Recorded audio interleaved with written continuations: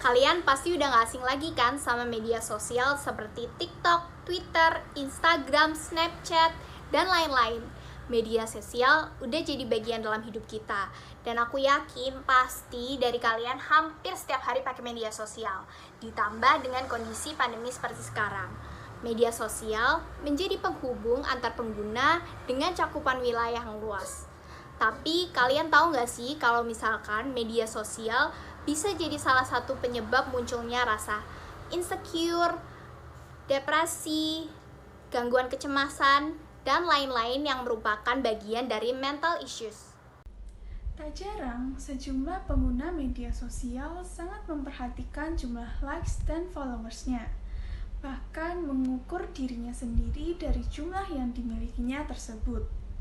Terdapat semacam standar sosial atau standar kecantikan yang dirasa harus dipenuhi oleh pengguna media sosial, sehingga timbul perasaan cemas atau tidak percaya diri yang biasa kita kenal dengan insecure.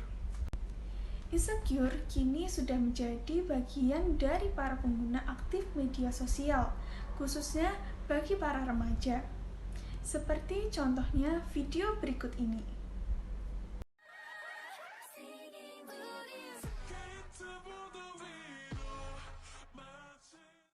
Belum lama ini, ada salah satu tren di TikTok di mana orang-orang membuat challenge menggunakan filter inverted yang dapat menunjukkan apakah wajah mereka simetris atau tidak.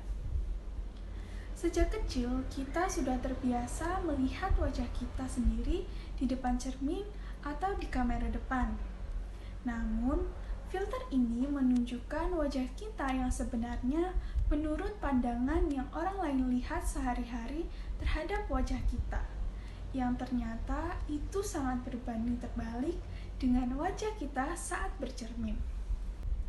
Hal inilah yang justru membuat banyak orang merasa insecure terhadap wajahnya sendiri, yang ternyata dirasa tidak simetris.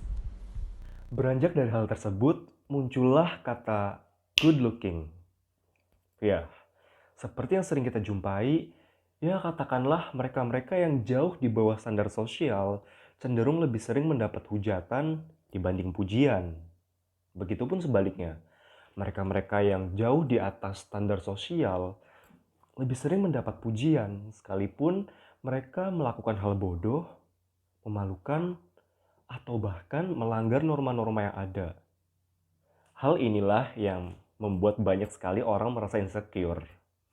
Lalu, bagaimana sih trik atau cara agar kita dapat mengurangi rasa insecure tersebut?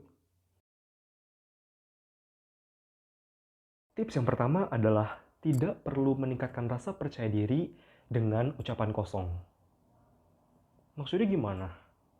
Ya, mungkin kita sering berandai-andai dan memiliki banyak sekali keinginan tanpa dibarengi dengan usaha.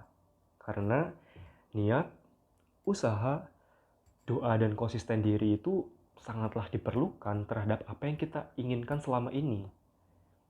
Ya, kita sering mendengar kata resolusi, yang mana banyak sekali dibicarakan oleh orang, apalagi menjelang pergantian tahun. Seperti contoh, ada seseorang yang tanya, resolusi tahun 2022 kamu apa? Terus temannya jawab, oh aku mau diet, oh aku mau bisa bahasa Inggris. Nah, setelah mereka memiliki resolusi tersebut, seharusnya mereka tuh merealisasikannya dengan sungguh-sungguh. Jangan sampai hanya sekedar resolusi belaka. Tips yang kedua adalah jangan bandingkan dirimu dengan orang lain. Media sosial membuat banyak sekali orang yang sering membandingkan dirinya dengan orang lain, yang justru membuat mereka akan merasa terpuruk dan timbul rasa iri hati terhadap apa yang orang lain miliki, yang terkesan tidak mensyukuri apa yang telah Tuhan berikan. Karena pada sejatinya media sosial hanya menampilkan versi terbaik dari diri mereka, dan kita tidak tahu apa yang terjadi di belakangnya.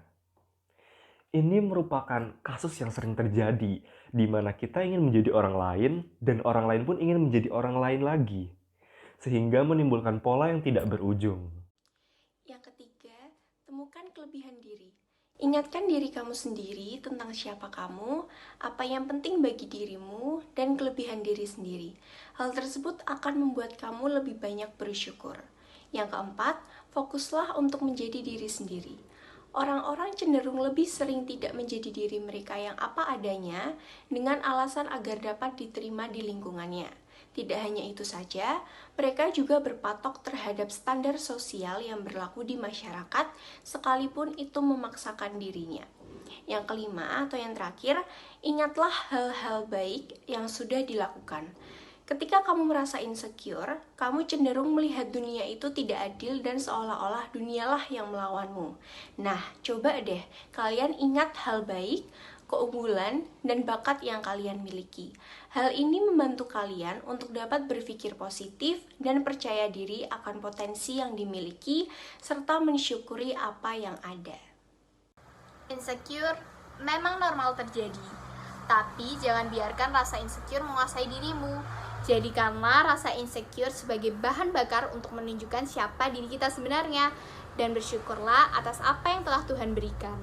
Be positive because who says you're not perfect? Who says you're not worth it? Gimana?